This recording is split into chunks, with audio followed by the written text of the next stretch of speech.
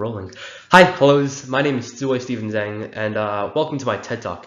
Today I'll be talking a bit about my project, which is how I was able to separate fat, oil, and grease from water using a stainless steel mesh. Now, a brief introduction. These materials, fat, oils, and grease, they're relatively commonplace in the kitchen, especially when you're cleaning up.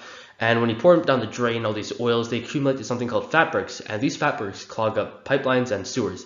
Now, this is a relatively small problem because sometimes these fatbergs, they cost millions of dollars to clean up, as seen in the big NYC, New York City, in 2018, where they had to take $19 million out of the city's budget just to clean up these fogs. Anyways, so to address this, I decided to create a convenient, low-cost method that could efficiently remove these fogs from water so that I could address the problem before they even reach the pipelines. Anyways, some background information. To get the separation of fog, I need the properties of superhydrophilicity and superoleophobicity. It's what it sounds like. Super, very, hydro, water. Philic means loving, if I'm correct. So it loves water a lot. So it'll let water through the mesh, while the material will block oil because it fears or has a phobia of oil. Anyways, to have this superhydrophilicity, two things are needed from what I've read in literature. Numero uno is a nanometer size roughness, and numero dos is a water film. I'll get this in a second. Now, regarding the water film, let's use the example of, say, a copper hydroxide nanoneedle on a copper mesh. Now, nanometer size roughness are great because they're hard and they're able to create a water film. However, the problem is that even though they're able to create the water film, they're unable to retain it, and that leads to drainage, which is bad because it kind of goes against the whole point of the water film, because you have to keep it to use it.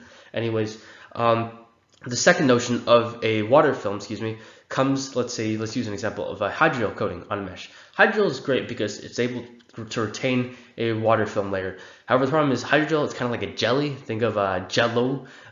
Since Jell-O is kind of soft and it's under high pressure, it is easily damaged. So that's a high concern when using hydrogels.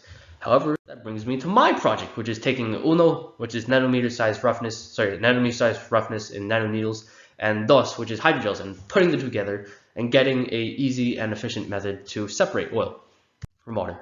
Now, to actually do this, my design had a few considerations, but let's focus on the main one, which is that in the literature that I read, copper mesh was commonly used.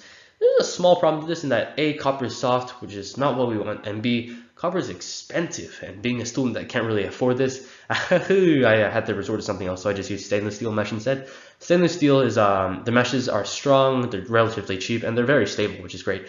However, I still need a layer of coppering for my nanoneedles, so I electroplated a layer of copper onto my stainless steel. So this is stainless steel, this is your copper plating, that's step one, cool. For my second step in my experiment, I had to do etching onto the copper. So this was done via a oxidation reaction with sodium hydroxide and ammonium persulfate. So imagine this is your layer of copper, and this is your oxidation reaction, and it just etches and creates nanoneedles along the surface of the copper. So that's great. And now for step 3, it's a simple hydrogel coating. To make the hydrogel, I just took sodium alginate, combined that with calcium chloride, and boom, there you go. You get a hydrogel coating. These are found in nature, seaweed to be exact, and they're used for cooking and ice cream making. So they're green, they're cheap, they're affordable. It's great. And after you get all these 3 steps, you have your finished product with your stainless steel mesh, copper nanoneedles, and on top of all that, you have your hydrogel. And then that allows for a retainment of water film, which is great. Now, onto our performance evaluation. I wanted to test this with real-world application. So I found like the actual oils you'd be using the mesh with. So I ran to my pantry and I grabbed out chili oil sauce, which is red. So to pair that up with a testing solution, I used water, which I dyed green for visuals, and then I mixed the oil and the water together for my testing solution, which is great. Now for my actual device of seeing how well my filter would be, I ran to Laos, got a relatively expensive PVC pipe. Don't go to Laos for PVC pipes. And I created a contraption where I slid the filter, I slid the filter or mesh in between the PVC pipe so that I could take my testing solution, pour it through, and allow for the mesh to filter out the oil and the water. And after drip, after drips for 10 minutes, I would take out and measure the volume of oil and water respectively.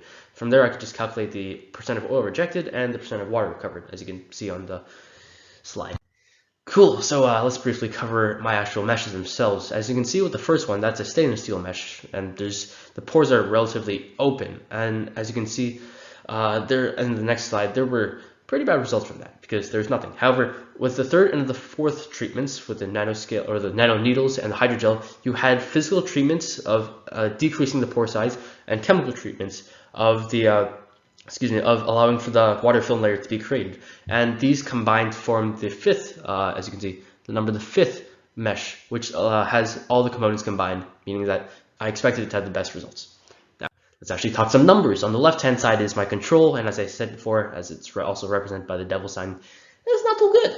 There's a 0% oil rejection, meaning that all the oil came through, which is pretty bad. However, as you can see in the second, third, and fourth slides, with each treatment, there was a increase in the amount of oil rejected, which is good, which means that my layering and coatings were working, and that all kind of accumulated together. In my fifth one, where you can see I got the nano needles, I got the I got the hydrogel, which eventually resulted in a 0% oil, sorry, it's not 0, a 100% rejection of the oil, which is great, which means that my mesh is super hydrophilic and super oleophobic, which is awesome.